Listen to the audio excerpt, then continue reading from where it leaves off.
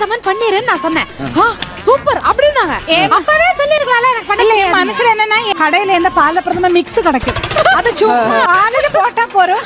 அது என் மனசுல அதுதான்.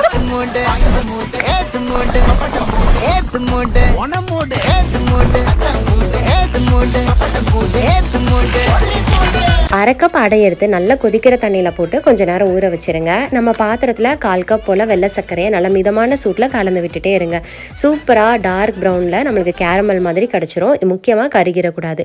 இப்போது அரை கப்புக்கும் கொஞ்சம் கம்மியாக தண்ணி எடுத்துருக்கிறேன். அதை உள்ளே விட்டு லைட்டாக மிக்ஸ் பண்ணிகிட்டே இருங்க. அதில் கெட்டிப்பட்டாலும் பரவாயில்ல. அடுப்பை ஆஃப் பண்ணிவிட்டு ஒரு 5 மினிட்ஸ் இருக்கட்டும். இந்த டைமில் 2 கப் அளவுக்கு நான் திக்கான பால் சேர்த்துருக்கேன். நல்லா கலந்து விடுங்க. அந்த கேரமலில் இருக்கிற கட்டிலாம் கரைஞ்சிரும்.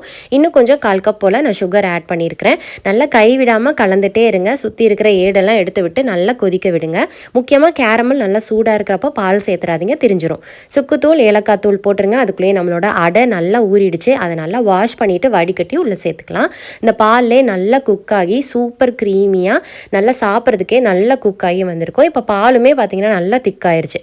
சுற்றி இந்த மாதிரி ஓரங்கள்லாம் எடுத்து விட்டு குக் பண்ணுங்கள். இப்போ அடையெல்லாம் குக் ஆனதுக்கப்புறம் அடுப்பை ஆஃப் பண்ணிவிட்டு 1 கப் அளவுக்கு திக்கான தேங்காய் பால் உள்ளே சேர்த்துருங்க. செம்ம ரிச் அண்ட் க்ரீமியாக இருக்கும். கொஞ்சம் நேரம் கழிச்சு இன்னுமே கன்சிஸ்டன்சி திக்காகும். இப்போ நெய்யில் வதக்கின தேங்காய் முந்திரி திராட்சையை உள்ளே இறக்கிடலாம்.